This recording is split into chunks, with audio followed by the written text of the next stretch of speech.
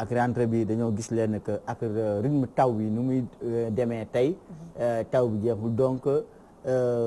am na benn préjudice boo xam ne parce que am na école yoo xam ne fu mu toll nii ndox bi nangu ne leen waaye nag am na yoo xam ne nag collectivités locales yi dañ ko war a jël ci mel ni désherbage école yi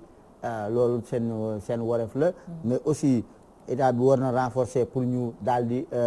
lu ñu wax désinfection école yi parce que am na école yoo xam ne certes ñu ngi ci cours de vacances mais am na école yoo xam ne fu mu toll nii am na ñax bu bëri donc war nañ saupoudrer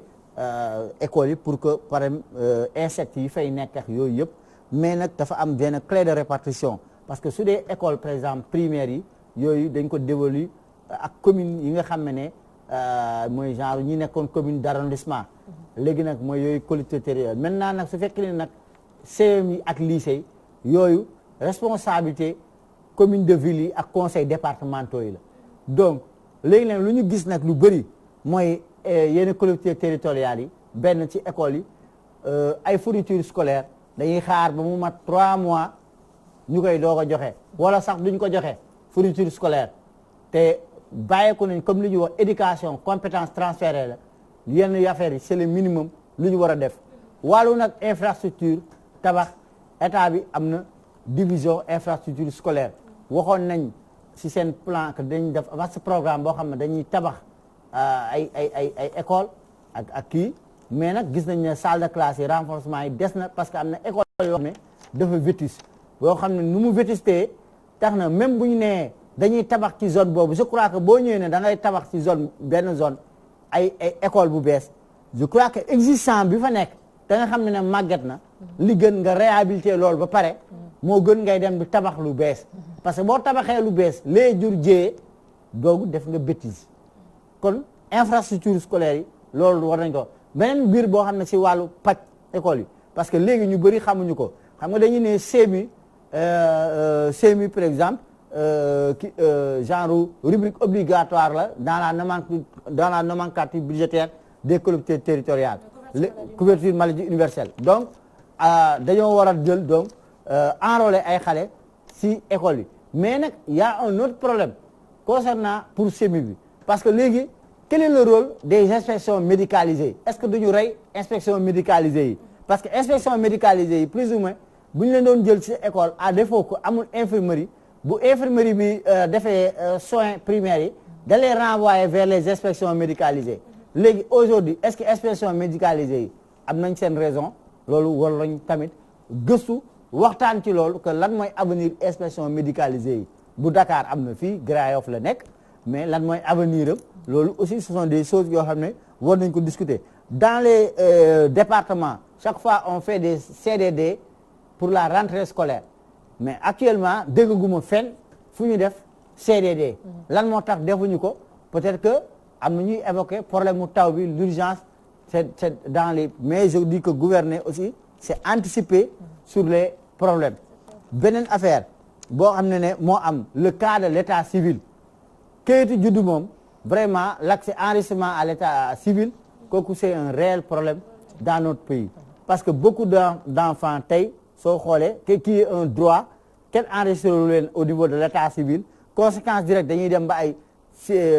sixième secondaire wala CM2 sax duñu mën a def seen examen ñi mujjee ne nañ leen bàyyi après ñu defal leen jugement yooyu yëpp ay audience foraine pour ñu mën a am këyit mais am na benn affaire boo xam ne dafa am léegi dañoo waroon def leen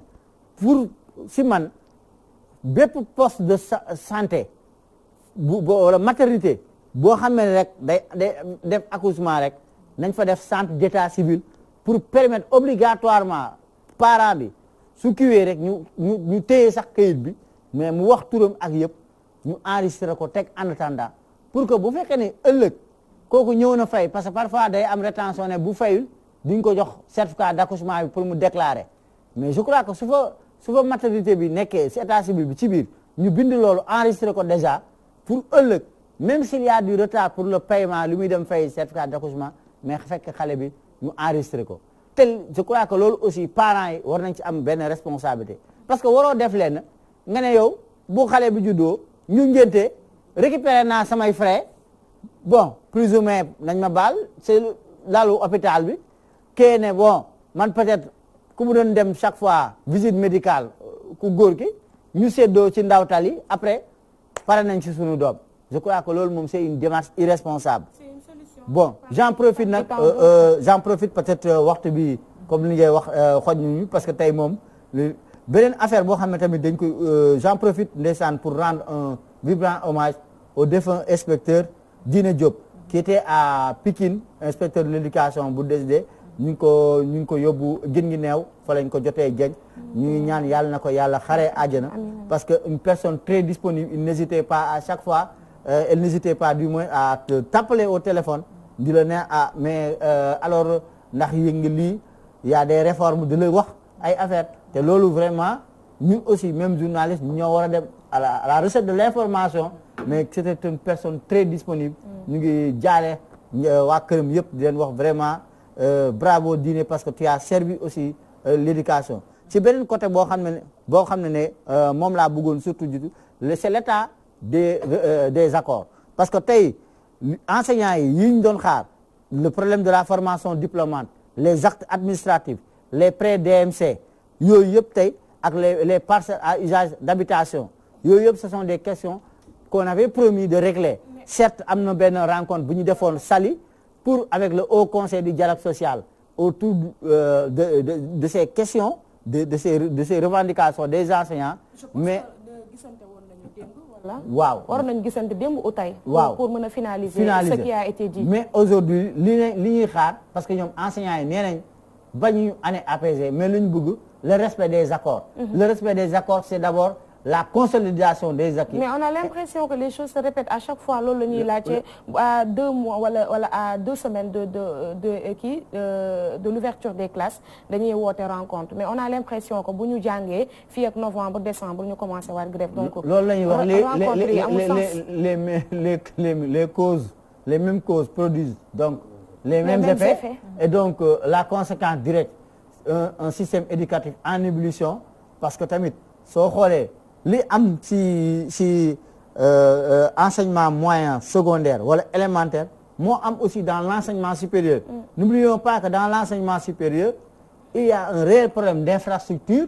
parce que y a des universités on parle d'université mais bon quand vous allez là-bas vous croyez que yow xawma lan la y a rien il n'y a rien qui répond aux normes que cet espace soo demee par exemple université de Ziguinchor yow da ngay ruus bu ñu nee fii université la. faut vraiment on devait mettre la qualité. parce que on peut pas aussi on doit créer on doit vraiment équilibrer les choses beneen mbir boo xam ne tey waaw waxtu bi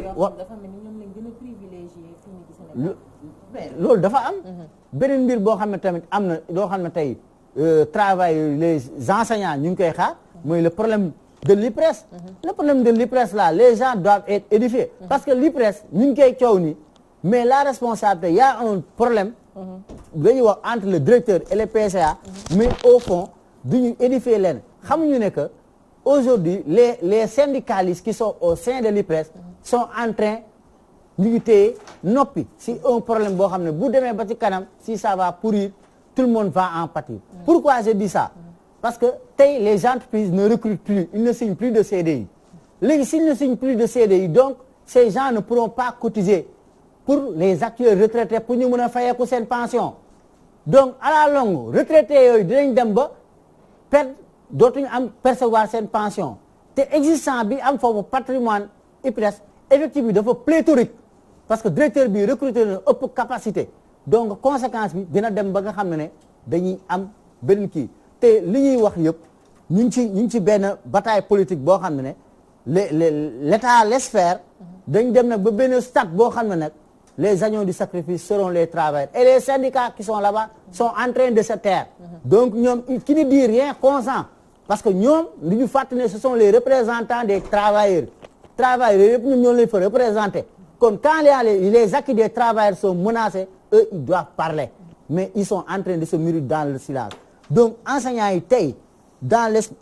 l'état actuel des choses les enseignants n'attendent qu'une seule chose la matérialisation des accords mais à côté je crois qu'aussi l'état enseignants yi tamit war nañ xam ne ñoom kese duñu liggéeykat Sénégal am na yeneen d'autres corps d'activité qui font des revendications et qui attendent des solutions donc nañu xool li nga xam ne loolu noonu la ñuy wax les accords réalistes réalisables et qui peuvent être matérialisés. li ma li aussi ma si ajouté rek li nga xamante ne waxoon naa ko fe dama koy waxaat parce que man aussi loolu daf ma soxal école mi ngi tijji enseignants yi normalement ñi ngi wax que le 1er octobre la ñu jàppagum que moom lañ war a tijji école yu bëri instant bi ndox mi nangu na ko